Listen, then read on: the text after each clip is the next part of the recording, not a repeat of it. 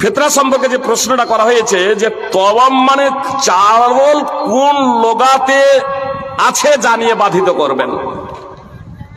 জি সুপ্রিয় ভাই এবং বোন, রাসূল সাল্লাল্লাহু আলাইহি সাল্লাম বলছেন, আন ইবনে আব্বাসিন ক্বাল ফারাজা রাসূলুল্লাহ সাল্লাল্লাহু আলাইহি সাল্লাম যাকাতাল ফিত্রে তুহরাতাল লিসাইম মিনাল লাগব ওয়ার রাফাস ওয়া তু'মাতাল লিল মাসাকিন।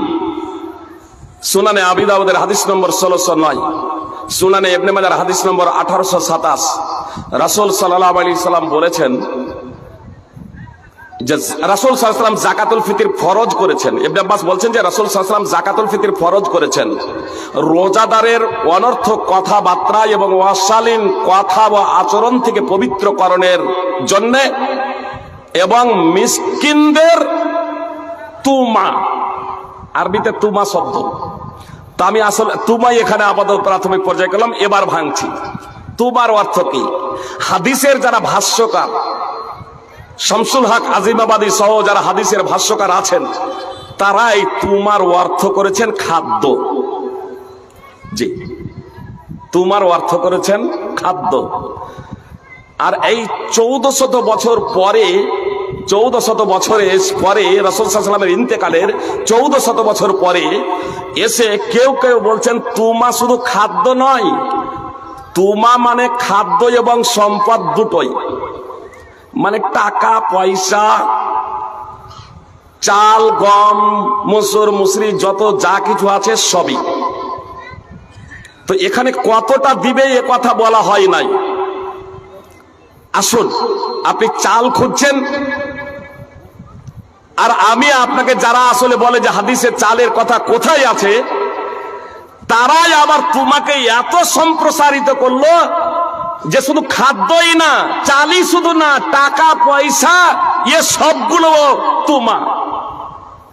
তোমার অর্থ টাকা পয়সাও, স্বর্ণ মুদ্রাও, সোনা চাঁদিও, মুনা মুক্তিও, মণি মুক্তাও, সব যত সম্পদ আছে, জমি জায়গা বাড়ি গাড়ি সব এই তুমা। তা আসুন, কতটা দেবে?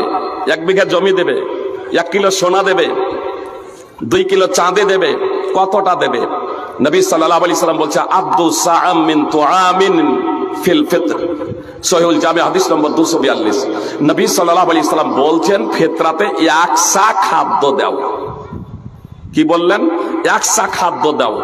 তো সুপ্রিয় ভাই এবং বোন, আপনি বলছেন চাল কোথায় আছে? তো চাল খাদ্য না খাদ্য নয়? চাল খাদ্য না খাদ্য নয়? যদি খাদ্য না হয় তাহলে চাল মাইনাস করে দেন, আর যদি খাদ্য হয় তাহলে চাল আছে। আপনি যখন বলছেন যে স্বর্ণ মুদ্রা, টাকা পয়সা এগুলো তুমা, খাদ্য এগুলো তুমা, আর আল্লাহ রাসূল তুমা ফরজ করেছেন, তো আল্লাহ রাসূল সাল্লাল্লাহু আলাইহি সাল্লাম বললেন 1 সা দাও। তো আপনি 1 সা টাকা পয়সা ভরেন। যে বুঝতে পেরেছেন চাল কোথায় আছে না আছে? একটু আরো বলি।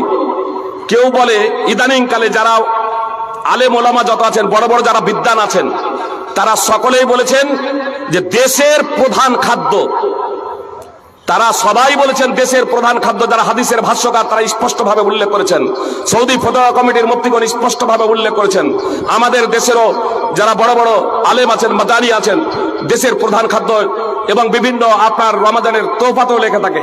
ইদানিং কালে কেউ এরকম বাংলা অনুবাদ পড়েন আর তারপরে বলেন প্রধান খাদ্য, এটা তো হাদিসে উল্লেখ নেই, হাদিসে উল্লেখ নেই। সুপ্রিয় ভাই এবং বোন, হাদিস যদি বুঝতে যদি হয় তাহলে নিজের মতো করে বুঝলে হবে না, নিজের মতো করে বুঝলে হবে না। আসুন হাদিস আছে কি নেই আপনাদের বলি। সৌদি আরবের বিখ্যাত খাবার ছিল সারিদ। মা আয়েশা রাদিয়াল্লাহু তাআলা আনহা, মা আয়েশার মর্যাদা বর্ণনা করতে গিয়ে বলছেন যে মহিলাদের মধ্যে আয়েশার ফজিলত এবং মর্যাদা হলো তেমনই যেমন খাদ্যের মধ্যে সারিদ, যেমন খাদ্যের মধ্যে সারিদের ফজিলত, তেমনি মহিলাদের মধ্যে আয়েশার ফজিলত। তো আয়েশার ফজিলত বর্ণনা করতে গিয়ে সারিদের সাথে তুলনা করেছেন রাসূল সাল্লাল্লাহু আলাইহি সাল্লাম। আরবের তৎকালীন সবথেকে বিখ্যাত খাবার ছিল সারিদ। আরো একটা বিখ্যাত খাবার ছিল তালবিনা, বুখারী সহ বিভিন্ন হাদিস গ্রন্থে হাদিস আছে।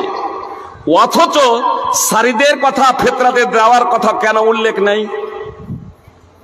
তালবিনা বিখ্যাত খাদ্য, তারও কথা কেন উল্লেখ নেই? অথচ আবু সাঈদ খুদরী রাদিয়াল্লাহু তাআলা আনহু বলছেন যে আমরা রাসূল সাল্লাল্লাহু আলাইহি সাল্লামের যুগে একসা খাদ্য দিতাম। ওয়া কানাত ওয়ামানা শাঈর ওয়াজ জাবিব ওয়াল আকিদ ওয়াত তামর। আর সে সময় আমাদের খাদ্য ছিল খেজুর, জব, পনির এবং কিশমিশ। তাই বিখ্যাত খাবার, মশহুর খাবার তালবিনা এবং সরিদ কোথায় গেল? সুপ্রিয় ভাই এবং বোন, আসলে সরিদ বিখ্যাত খাবার হলো, দৈনিক সেটা খাবার হিসেবে গণ্য করা হতো না। তালবিনা দৈনিক সেটা না, প্রধান খাদ্য ছিল না। যেমন আমরা বিরিয়ানি খাই, এটা আমাদের প্রধান খাদ্য, যে বিরিয়ানি আমাদের প্রধান খাদ্য না। সরিদ আপনার গোস্তের সুরবার সাথে রুটি মিক্স করে সেটা খাওয়া হতো, কখনো কখনো সুরবার সাথে মাংসও থাকতো। আর তালবিনা আপনার জবের আটার সাথে, জবের আটা দুধে মিশিয়ে তৈরি করা হতো, তারপর মধু দিয়ে সেটাকে সেবন করা হতো, খাওয়া হতো। সুপ্রিয় ভাই এবং বোন, তো এই দুটো বিখ্যাত খাবার। এত দ্বারা কি বোঝা যাচ্ছে? কেউ বলছে তাহলে ভাত দিয়ে দিই। জি না, আপনার ভাত চলবে না। যদি তালবিনা যদি দেওয়া যদি হতো, সরিদ যদি আল্লাহ রাসূল সাল্লাল্লাহু আলাইহি সাল্লাম দিতেন, তাহলে আপনি বিরিয়ানি এবং ভাত দিতে পারতেন। এর দ্বারা কি বোঝা যাচ্ছে? প্রধান খাদ্য। এজন্য আপনি বাংলাতেও যদি সার্চ করেন যে আমাদের প্রধান খাদ্য কি, তাহলে আসবে গম এবং চাল। অনেকেই বলে চাল তো আর খাওয়া যায় না। জি, জবের কথা তো এসেছে স্পষ্ট হাদিসে, আর গমেরও কথা এসেছে সহিহ ইবনে খুজাইমাতে রয়েছে। ইবনে আব্বাস রাদিয়াল্লাহু তাআলা আনহু বলছেন যে সাদাকাতুল ফিতর হলো একসা খাদ্য। যে কেউ একসা গম নিয়ে আসতো, কুবিলা মিন, তার কাছে তা কবুল করা হতো। বিশুদ্ধ সূত্রে প্রমাণিত এটা ইবনে আব্বাস রাদিয়াল্লাহু তাআলা আনহু থেকে। সুপ্রিয় ভাই এবং বোন, যখন সাহাবী বলছেন কুবিলা মিন, তাহলে এটা হুকমান মারফু, অর্থাৎ রাসূল সাল্লাল্লাহু আলাইহি সাল্লাম তা কবুল করতেন। তো গমের কথা হাদিসে উল্লেখ হলো, তো গম খাওয়া যায় ডাইরেক্ট নাকি? তো আটাতে তো দিয়ে বলতেন, তাহলে জব না বলে তাহলে বলতেন যে তোমরা ছাত্র ছেলে খাইয়ে দাও, কিন্তু তা বলেন নাই। কেন? আপনারা জানেন যে যাকাতুল ফিতর 2 দিন 3 দিন আগে থেকে, নবী সাল্লাল্লাহু আলাইহি সাল্লামের যুগে 3 দিন আগে থেকে জমা করা হতো। 3 দিন আগে থেকে জমা করা হতো। আল্লাহ রাসূল সাল্লাল্লাহু আলাইহি সাল্লামের হাদিস এবং সাহাবাদের থেকে এটা প্রমাণিত। তাহলে আপনার রুটি এবং ভাত, আপনার সরিদ, তালবিনা, খিচুড়ি, বিরিয়ানি, এগুলোকে একটা জায়গায় জমা করা যায়? জমা করা যায় না।